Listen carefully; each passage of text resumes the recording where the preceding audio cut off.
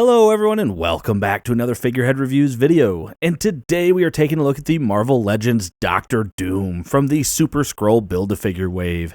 Here we have Doctor Doom displayed in the front window with his additional head and hands as well as his Build-A-Figure piece. And then down near the bottom we do get the Fantastic Four logo.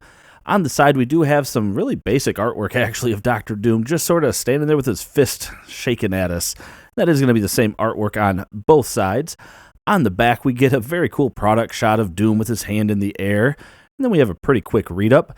Victor Von Doom uses his incredible intelligence and mystical abilities to oppose the Fantastic Four.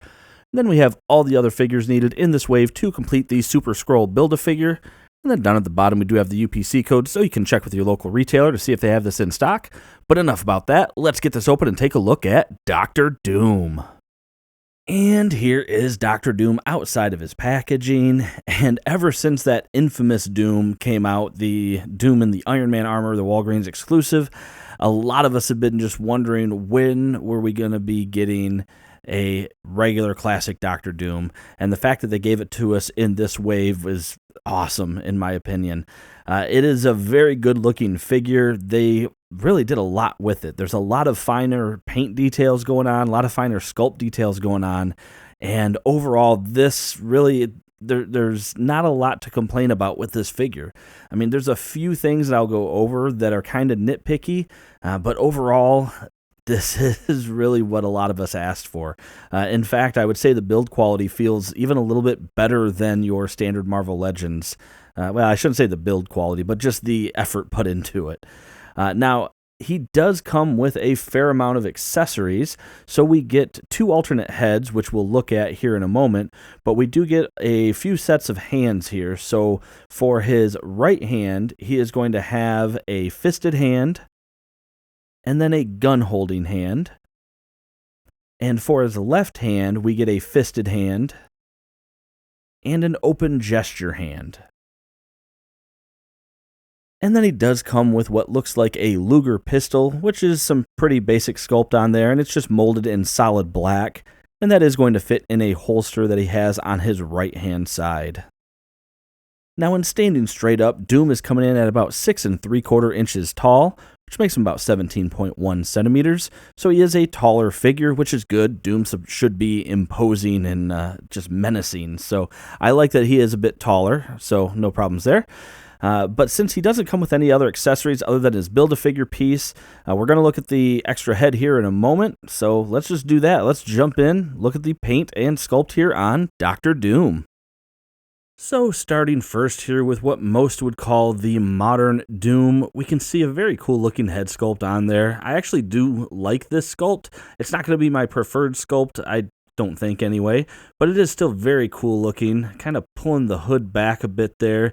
You can see very neat there in terms of the design, kind of like a faceplate on top of the armor there. And then the eyes, not too shabby, but very cool looking. And then this hood is going to be a bit bigger than the other hood.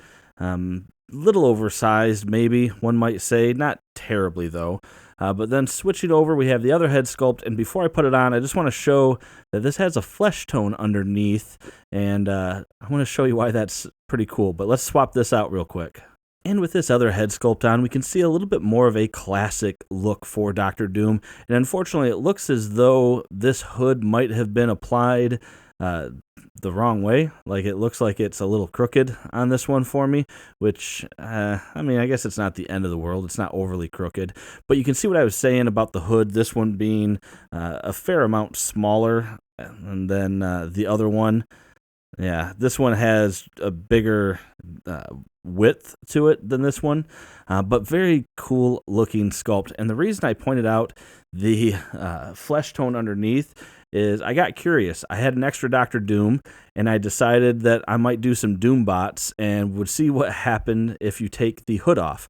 In the process of taking the hood off, I discovered you can take the mask off.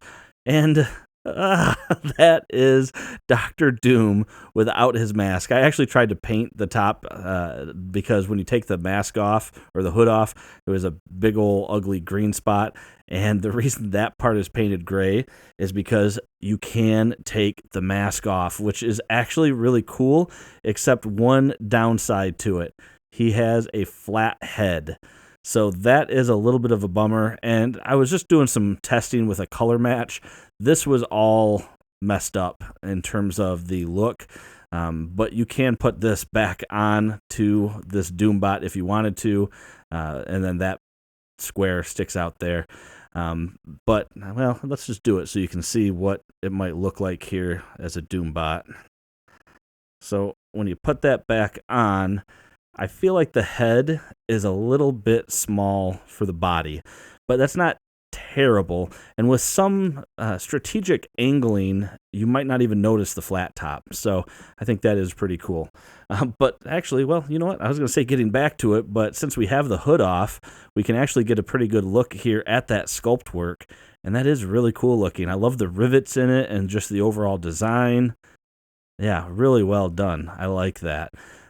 But cool. Let's move on now to the cloak real quick, which I do not have on. But you see we have these gold clasps here. And the only thing that's a little bit annoying is that they only painted the front of the chains. So you get very noticeable green on it. But the rest of the cloak is very cool looking. I just decided to keep it off. It's a bit cumbersome to have on there. And that is going to port right into the back there to help keep it steady, though. Looking at the rest of the sculpt on the tunic, and actually, man, this guy's just full of surprises. Pretty cool sculpt here on the neck, and something that's pretty interesting about the neck as well is right there. You can actually have it on this ball joint as well, so you get a little bit extra movement out of it. Let me get that pop back in. But that's something pretty neat. But make sure that you have it on right. Otherwise, if you have it on crooked, he is going to be looking straight ahead, and you'll have the armor sort of mismatched, as you can see there. So, yeah, you'll want to mess with that. But looking at the rest of this, so the tunic came out looking very cool. I love that we have this fabric look throughout. And, like, the armor plating details are, like, this is what I was talking about with all the details and Hasbro going above and beyond. Like, you can see the chainmail underneath the armor.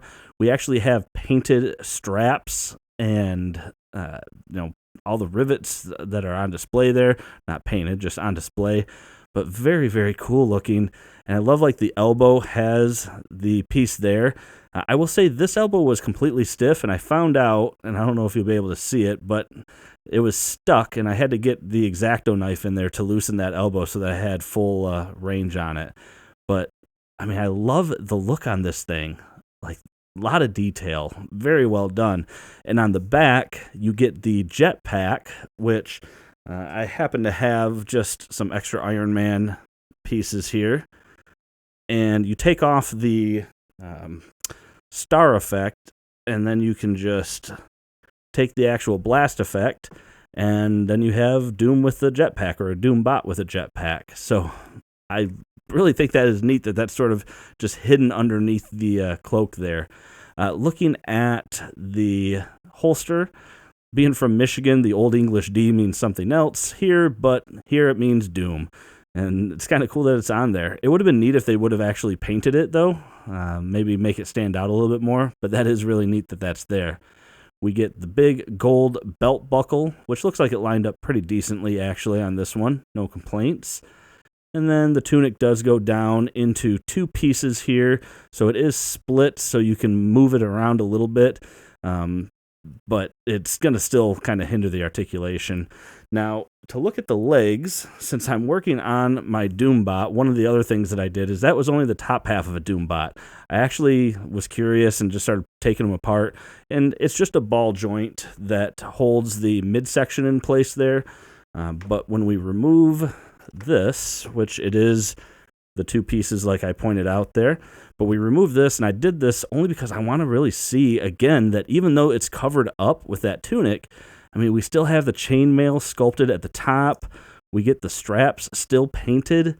I mean, the attention to detail on this figure is really cool. Like, they could have just not painted those straps. And honestly, I almost kind of would have expected Hasbro to not paint those straps. But the fact that they did just really makes it that much better. And the paint's actually pretty accurate throughout. And not only did they paint it, but like they painted the silver, or they kept the silver on the buckle piece. Now that's where it's a little misaligned. But the fact that they didn't just glob brown on it, that they actually tried to make it look like it's a clasp, that is really cool looking. And you can even see the chainmail again underneath on the boots. But the rivets throughout and all that, just, man. And look, you can even see, look at that. You can see the hinges from where this piece of armor would wrap around his leg. I mean, the fact that they sculpted that, is that on the arms? I didn't even notice that before. It is. Wow, they actually have the hinges sculpted on the armor piece.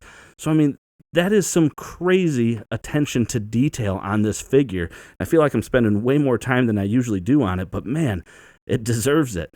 Now, looking at the articulation, we'll jump into that. We got a head that can go all the way around. It can look down quite a ways, and this goes for both of the heads, and it can look up a pretty fair amount too. However, if you have that cape on, it's going to hit the cape and the other head because it goes back a little bit further with the hood is going to kind of hinder some of that articulation.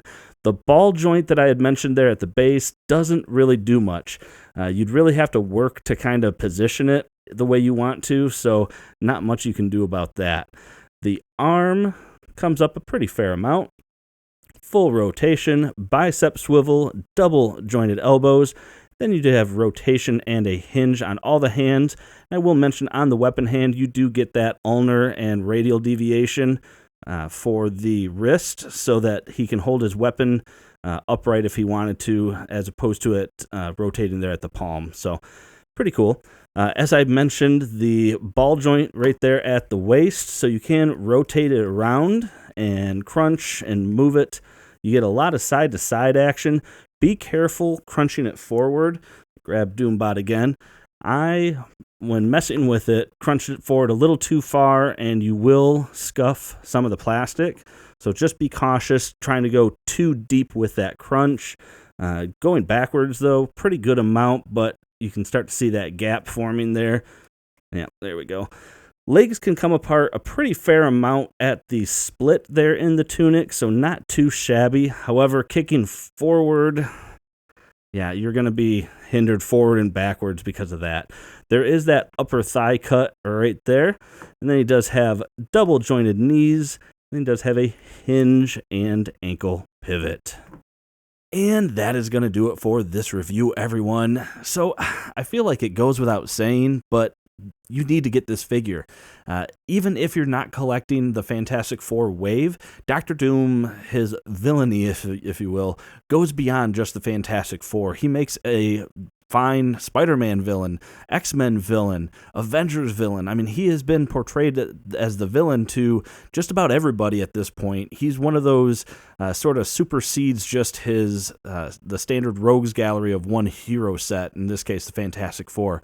So, I mean, you got to get him. And the good news is he was the 2-pack in the Fantastic Four wave, which means that there were plenty of him to go around. However, if somebody was like me and they're doing something for a Doombot, and I still don't know what I'm going to do, maybe have Thing rip this one in half. That would be cool, since I already got it apart. But you might have people doing Doombots and doubling up or maybe even tripling up on them, and that might be where things get a little bit difficult. But with that being said, I have seen him everywhere. My local Best Buy, before all this started, when I was there, had 2 of them in stock, and they weren't moving at all. As a matter of fact, they had a Thing there as well. So he's out there still to this day. I know this review is coming kind of late, but you can still find Dr. Doom if you go out looking in the right places. And like I said, my Best Buy, I found it, and I think I had seen it at GameStop before all this happened too. And granted, that was months ago, but still, I mean, it's still out there. But anyway, as I said, that is it for this review. Pick this guy up safely. Order online if you can. But aside from that, thanks for watching my video. Make sure to hit that thumbs up if you like it. Subscribe for more content just like this. And as always, thanks for watching my video, and have a great day.